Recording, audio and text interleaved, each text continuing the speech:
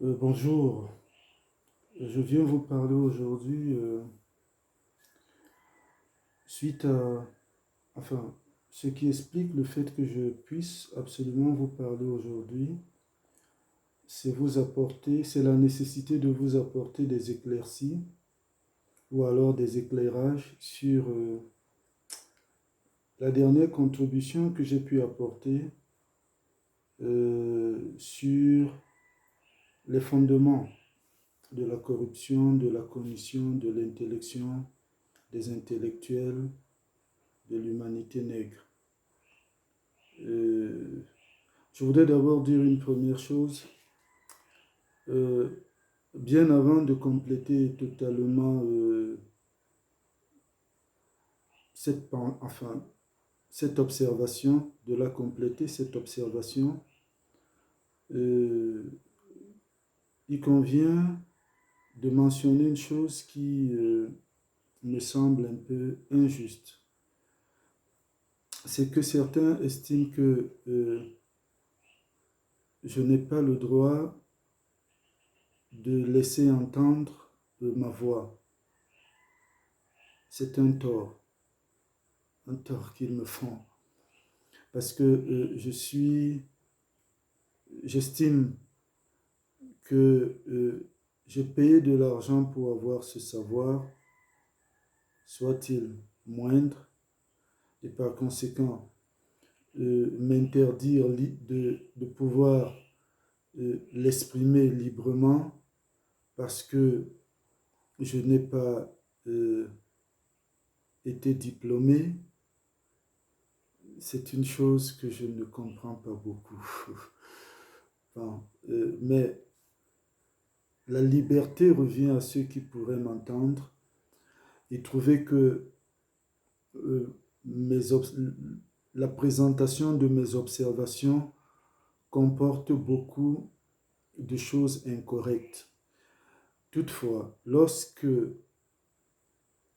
ces choses pourraient passer pour, je voudrais dire, du discours attaquable, du discours non correct, je, je pense qu'il serait très opportun pour ces personnes inquiètes de trouver les moyens de se rendre justice.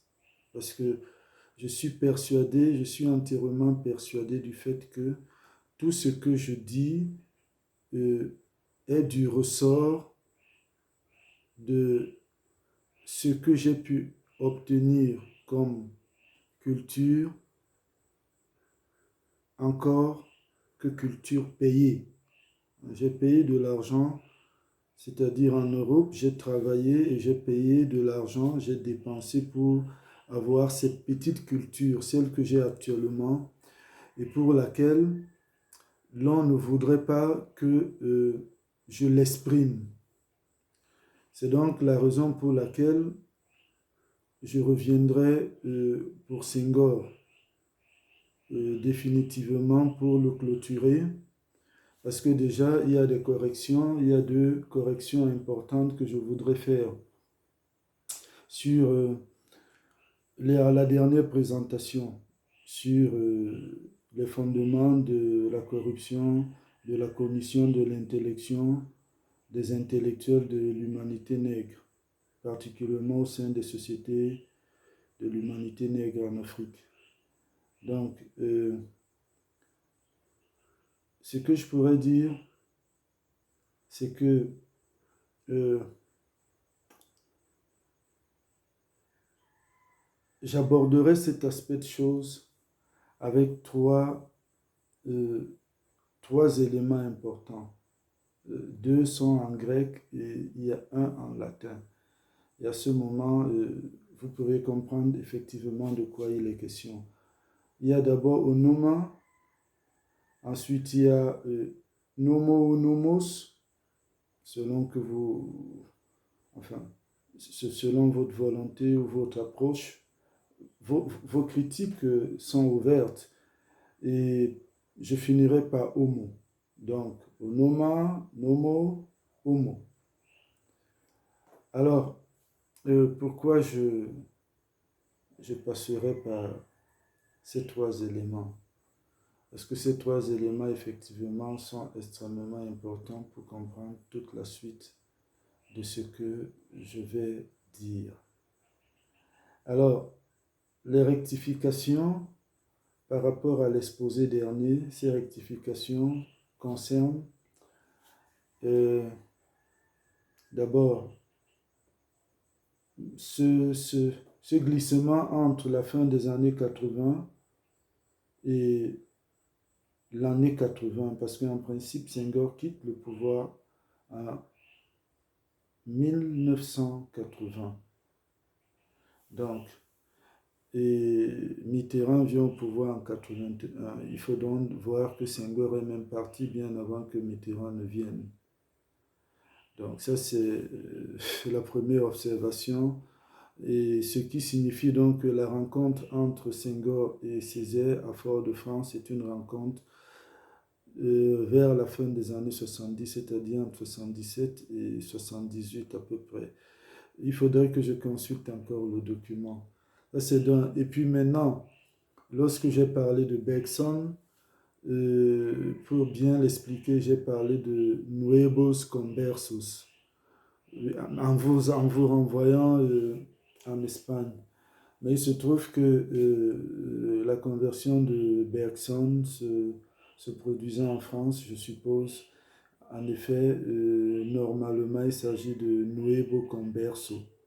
Mais simplement, dans le contexte de l'après-Reconquista, dans la péninsule, enfin en Ibérie, suite à ce que j'ai dit, c'est-à-dire les armées chrétiennes d'Occident qui viennent vaincre les armées conquérantes de l'islam en Espagne et mettre donc définitivement l'islam hors de l'Europe, c'est-à-dire cette partie de l'Europe occidentale, ou bien cette partie de la Méditerranée. Donc cela apporte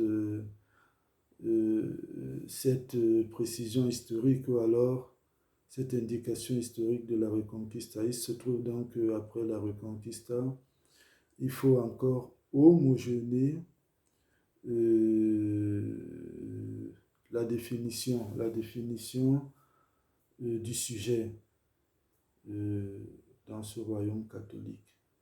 Donc il y aura pendant l'Inquisition, qui est encore toute une autre histoire, il y aura donc ce phénomène de conversos nuevos. Alors les conversos nuevos sont justement les populations juives et musulmanes qui sont restées en Espagne et dont l'obligation avait été faite d'abandonner leur religion fondamentale.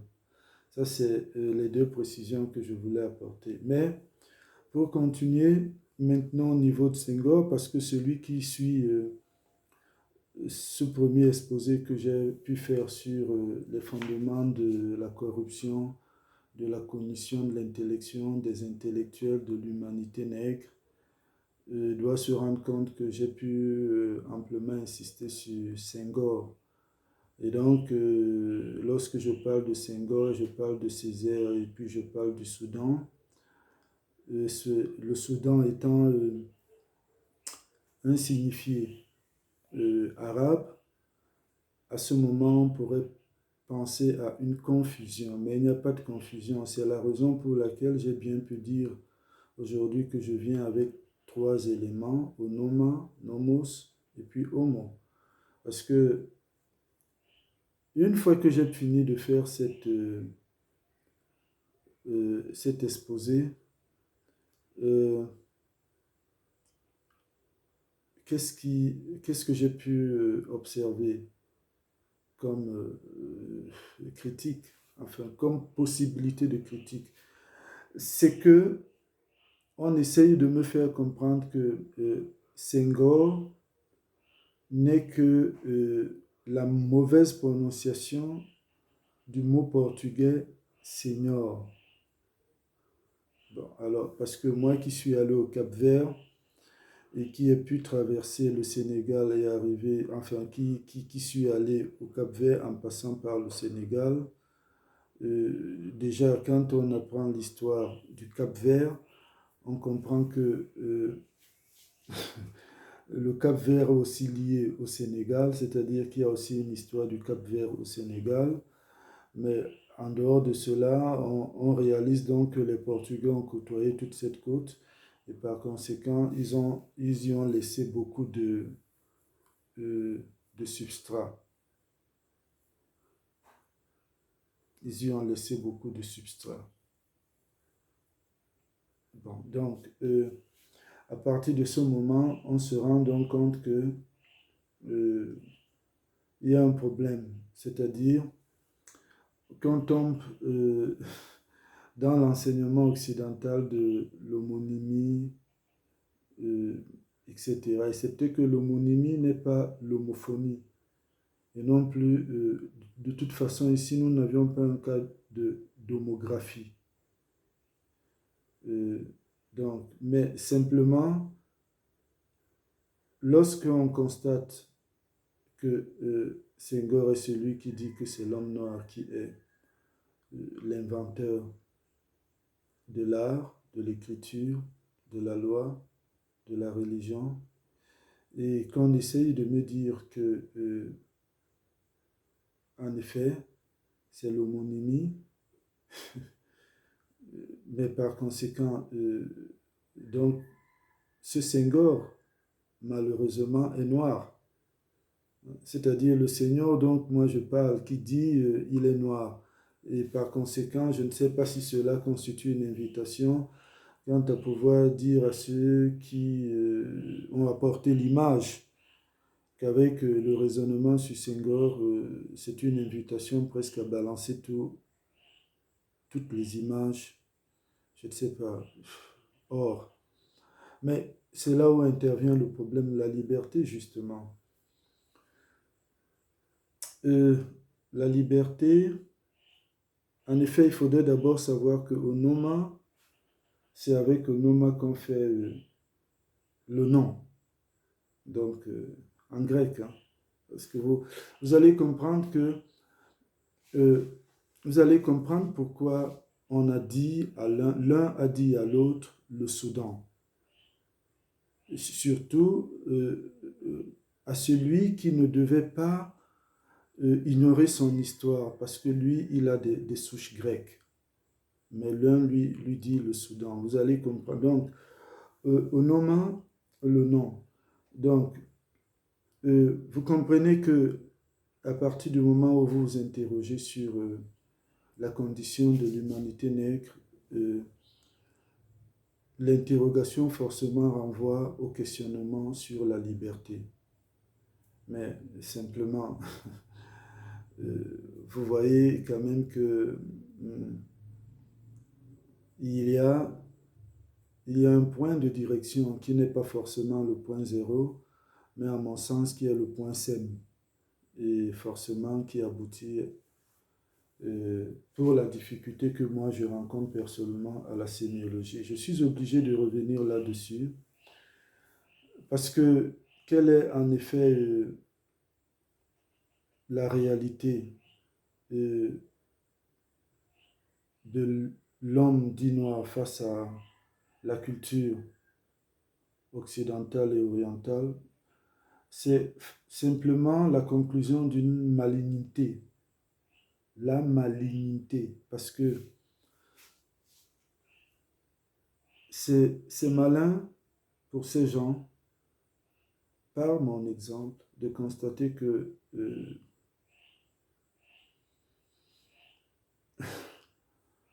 le système a fait que c'est 8 années après que j'ai effectivement pu savoir ce que j'étudiais, c'est-à-dire des philologies.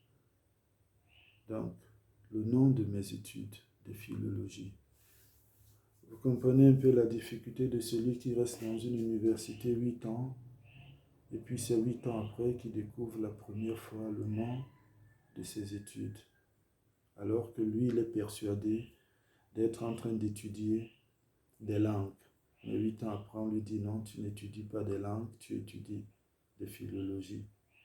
Donc, vous comprenez que forcément, la duperie dans la pensée se trouve au niveau de la langue. Ça, c'est incontestable. Et à ce niveau, vous découvrez donc,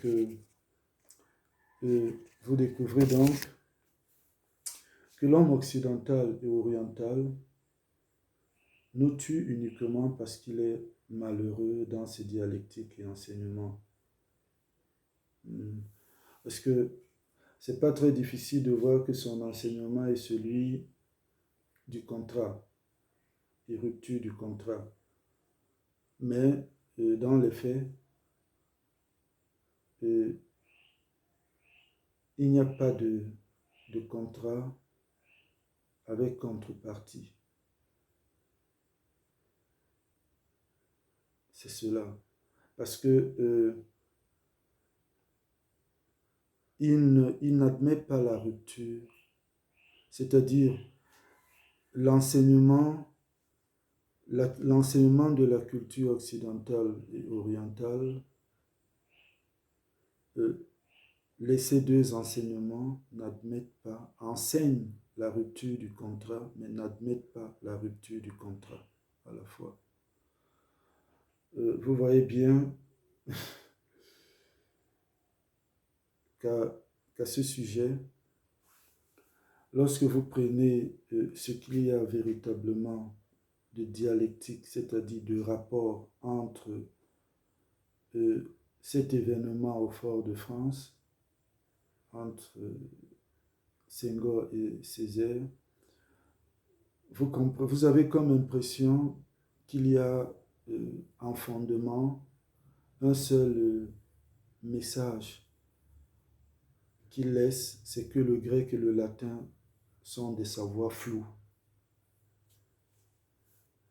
Bref, c'est un peu l'impression que ça peut donner.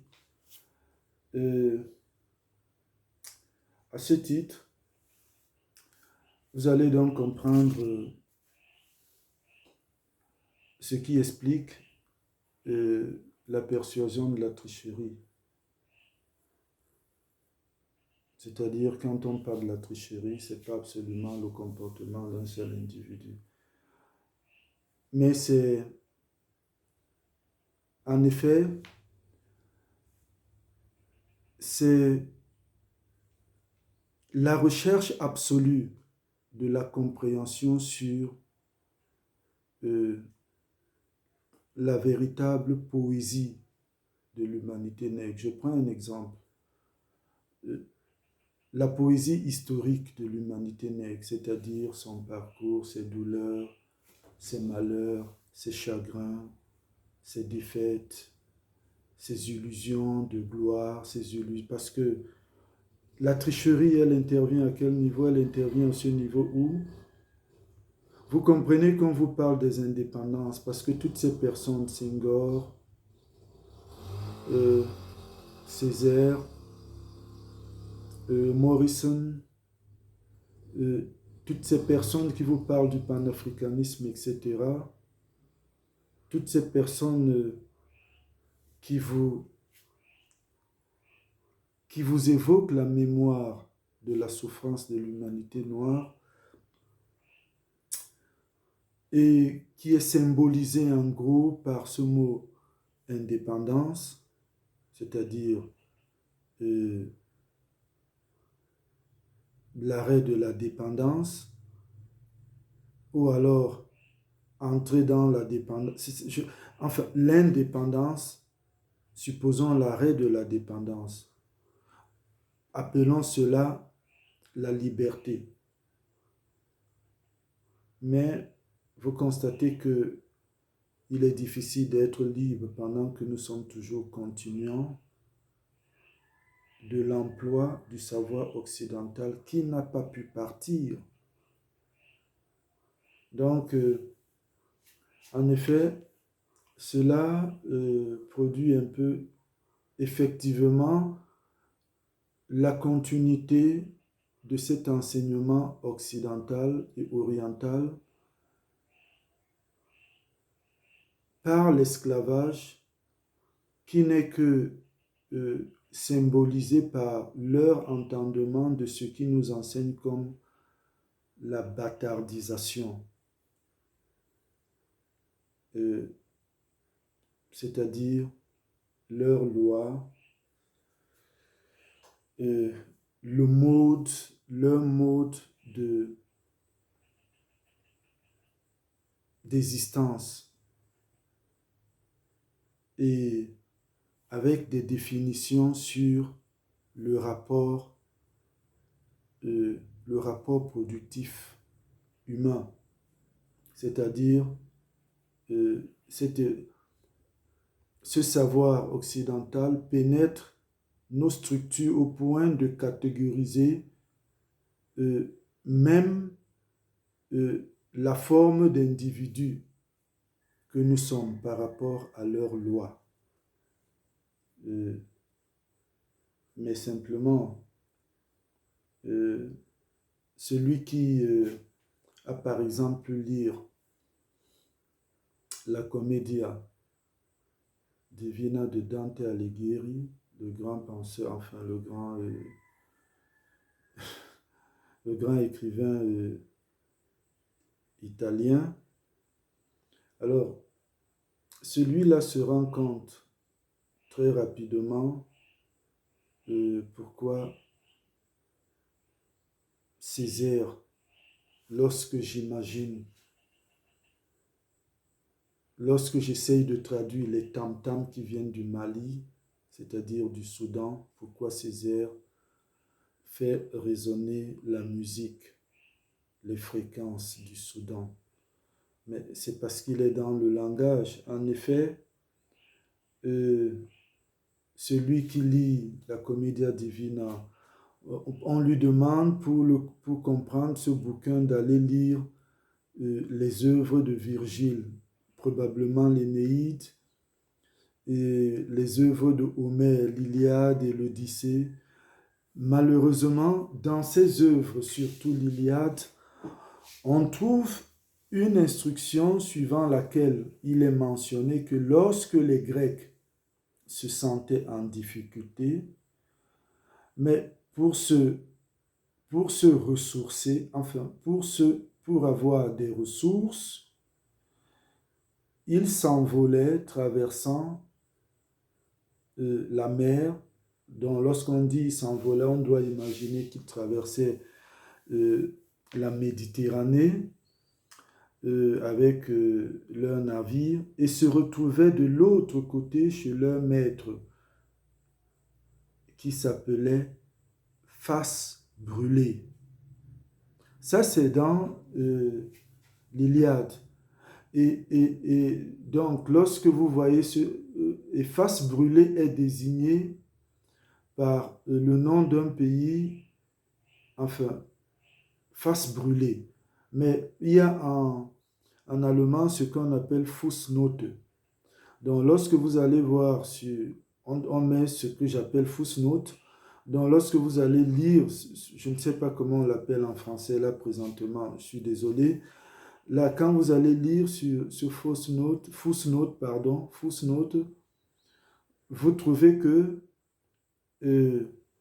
face brûlée signifie Éthiopie.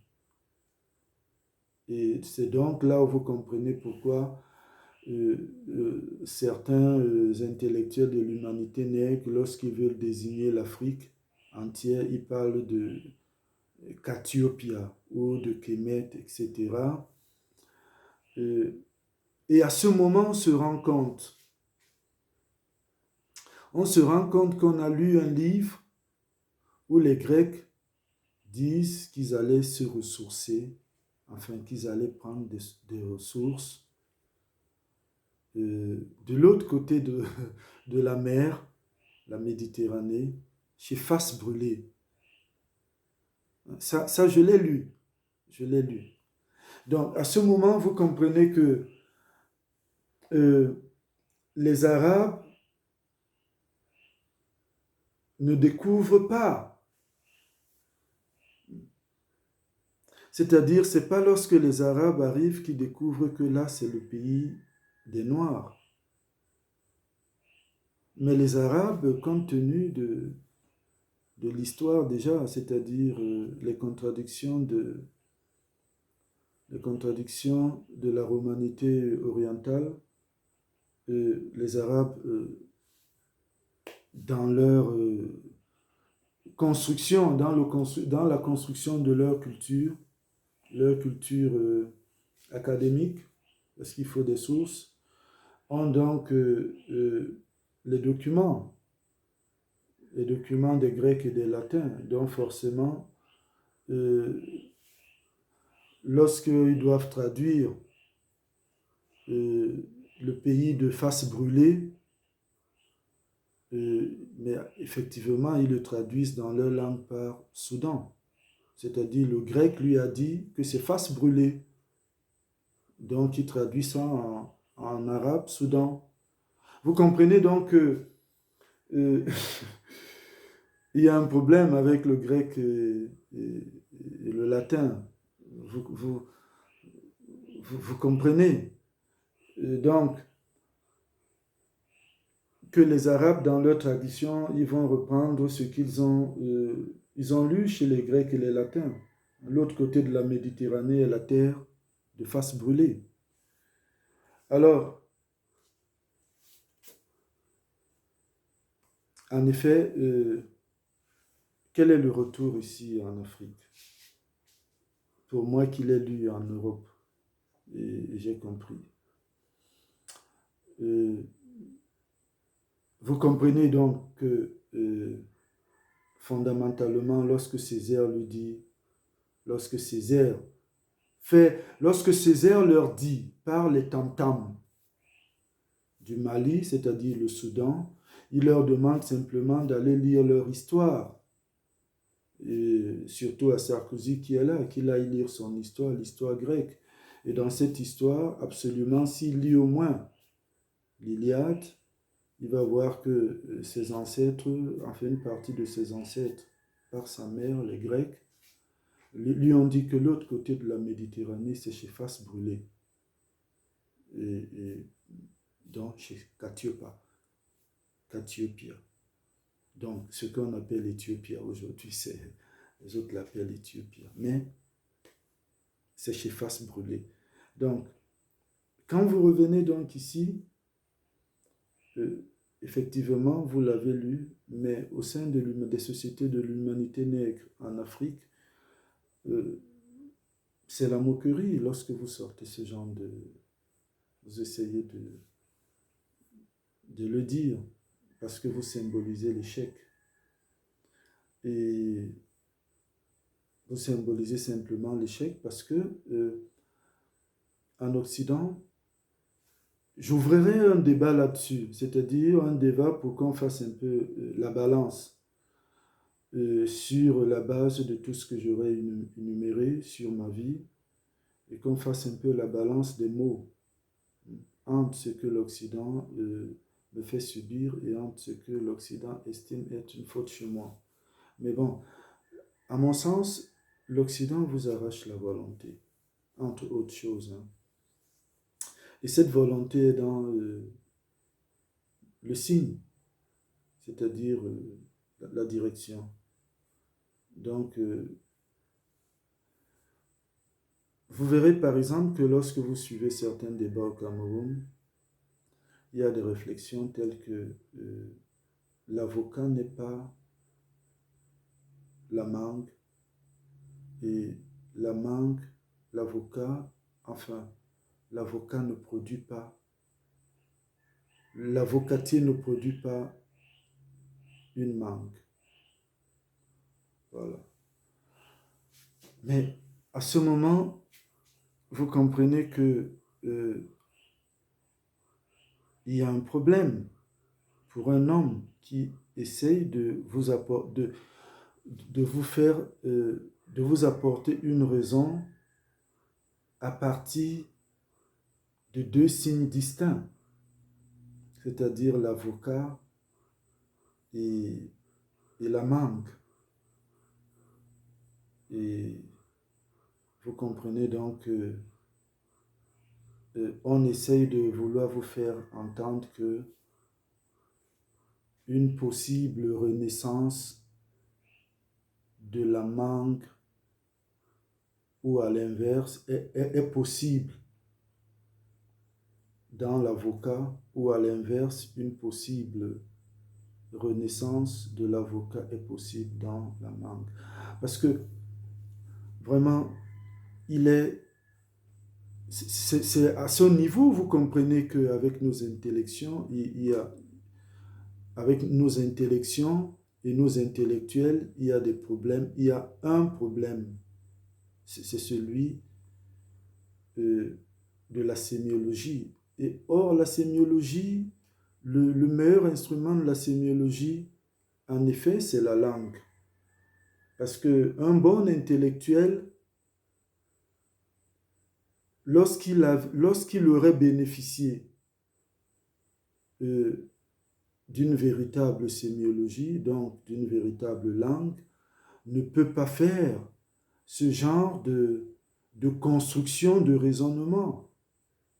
Parce que l'avocat, c'est l'avocat comme signe, et la mangue, c'est la mangue comme signe. Par conséquent, l'un ne peut pas renaître chez l'autre. C'est impossible. Même lorsqu'on arrive à faire des hybrides, l'hybride ne donne plus ni avocat, ni mangue. Donc, et c'est là où vous comprenez que l'Afrique, c'est le tableau réel de l'humanité. En effet, l'Occident essaye de faire croire à l'humanité n'est que la magie est possible. Mais c'est faux. Parce que l'Égypte enseigne la limite de l'alchimie. Bon, alors peut-être que ils ont pu traverser l'alchimie maintenant, ils ne le disent pas, mais la vérité est que l'Occident pense arrêter la vie, mais ne le peut pas. L'Occident ne peut pas arrêter la vie. Donc, on l'a vu. Parce que Rome qui cache le savoir et par conséquent plonge l'Occident dans l'obscurité. Pour quelle obscurité? L'Occident est obligé de revenir avec quelque chose de totalement faux, c'est-à-dire la Renaissance, qui ne tient pas. Et par la suite, et qui ne tient pas uniquement parce que les éléments de la Renaissance